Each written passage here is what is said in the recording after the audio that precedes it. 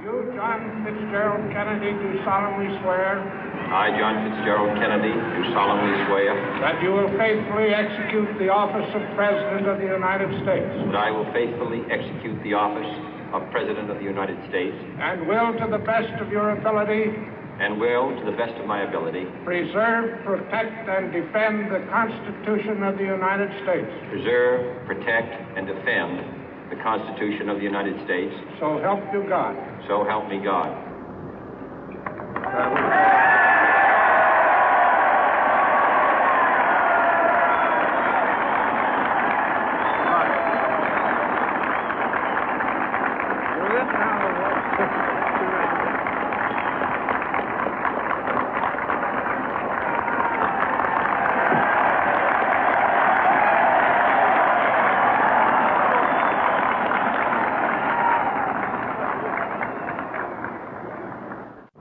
Vice President Johnson, Mr. Speaker, Mr. Chief Justice, President Eisenhower, Vice President Nixon, President Truman, Reverend clergy, fellow citizens. We observe today not a victory of party, but a celebration of freedom, symbolizing an end as well as a beginning, signifying renewal as well as change. For I have sworn before you and Almighty God the same solemn oath our forebears prescribed nearly a century and 3/4 ago. The world is very different now, for man holds in his mortal hands the power to abolish all forms of human poverty and all forms of human life. And yet the same revolutionary beliefs for which our forebears fought are still at issue around the globe. The belief that the rights of man come not from the generosity of the state, but from the hand of God. We dare not forget today that we are the heirs of that first revolution. Let the word go forth from this time and place to friend and foe alike that the torch has been passed to a new generation of Americans born in this century, tempered by war, disciplined by a hard and bitter peace, proud of our ancient heritage, and unwilling to witness or permit the slow undoing of those human rights to which this nation has always been committed and to which we are committed today at home and around the world.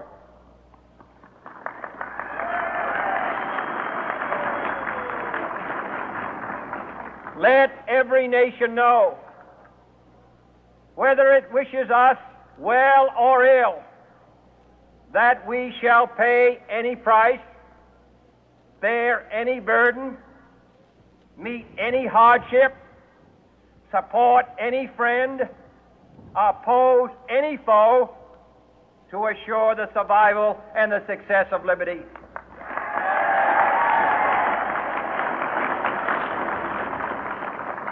This much we pledge and more. To those old allies whose cultural and spiritual origins we share, we pledge the loyalty of faithful friends. United, there is little we cannot do in a host of cooperative ventures. Divided, there is little we can do, for we dare not meet a powerful challenge at odds and split asunder. To those new states whom we welcome to the ranks of the free, we pledge our word that one form of colonial control shall not have passed away, merely to be replaced by a far more iron tyranny. We shall not always expect to find them supporting our view, but we shall always hope to find them strongly supporting their own freedom, and to remember that in the past, those who foolishly sought power by riding the back of the tiger ended up inside.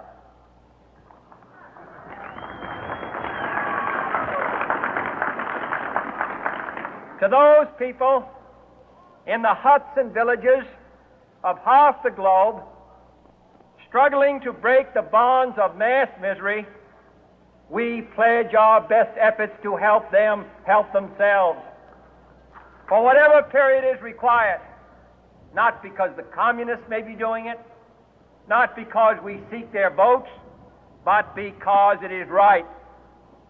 If a free society cannot help the many who are poor, it cannot save the few who are rich.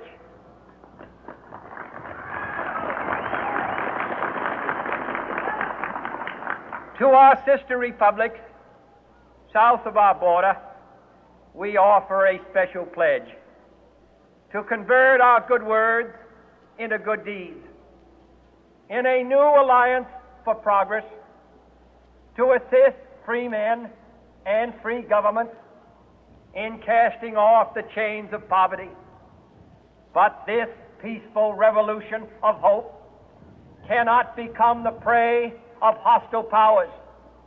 Let all our neighbors know that we shall join with them to oppose aggression or subversion anywhere in the Americas. And let every other power know that this hemisphere intends to remain the master of its own house.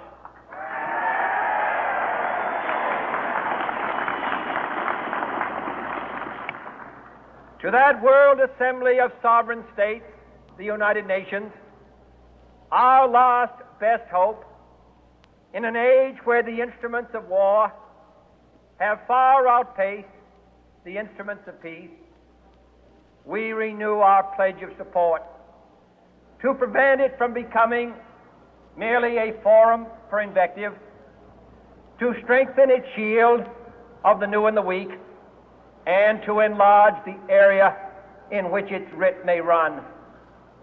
Finally, to those nations who would make themselves our adversary, we offer not a pledge, but a request that both sides begin anew the quest for peace.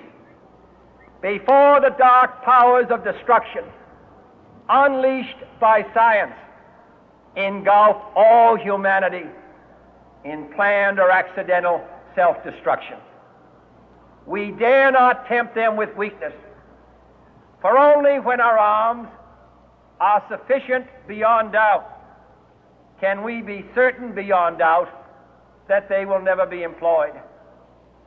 But neither can two great and powerful groups of nations take comfort from our present course, both sides overburdened by the cost of modern weapons, both rightly alarmed by the steady spread of the deadly atom, yet both racing to alter that uncertain balance of terror that stays the hand of mankind's final war.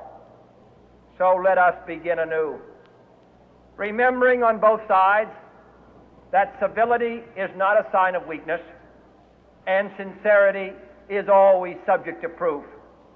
Let us never negotiate out of fear, but let us never fear to negotiate.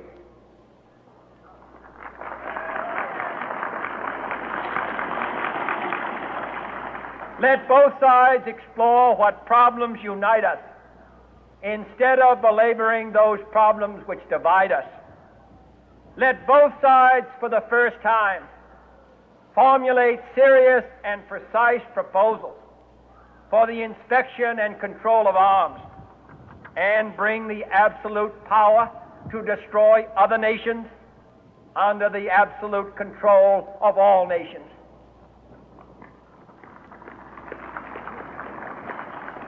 Let both sides seek to invoke the wonders of science instead of its terrors.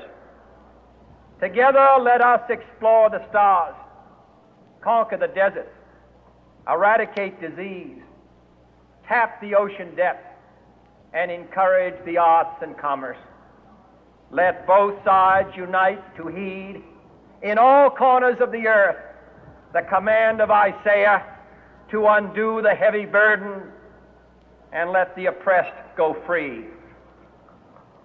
And if a beachhead of cooperation may push back the jungle of suspicion, let both sides join in creating a new endeavor, not a new balance of power, but a new world of law, where the strong are just and the weak secure and the peace preserved.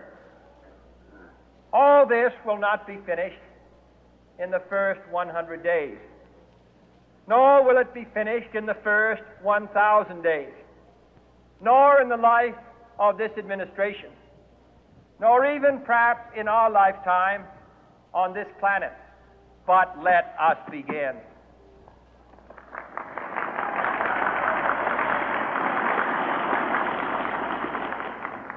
In your hands, my fellow citizens, more than mine, will rest the final success or failure of our course.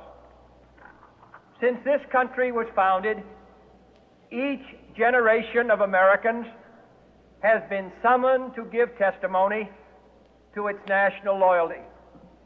The graves of young Americans who answered the call to service surround the globe. Now the trumpet summons us again, not as a call to bear arms, though arms we need, not as a call to battle, though in battle we are, but a call to bear the burden of a long twilight struggle, year in and year out, rejoicing in hope, patient in tribulation, a struggle against the common enemies of man, tyranny, poverty, disease, and war itself. Can we forge against these enemies a grand and global alliance, north and south, east and west, that can assure a more fruitful life for all mankind? Will you join in that historic effort?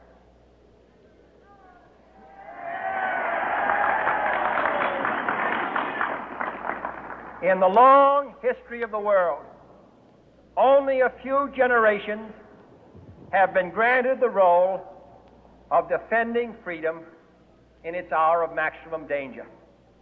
I do not shrink from this responsibility. I welcome it.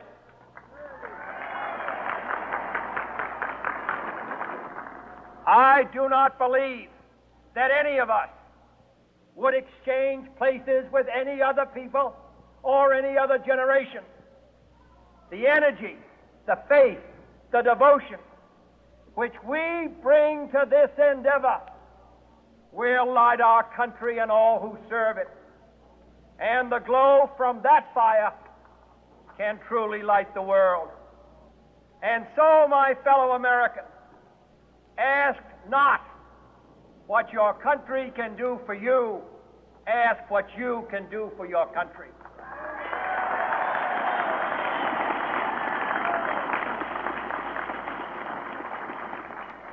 My fellow citizens of the world, ask not what America will do for you, but what together we can do for the freedom of man.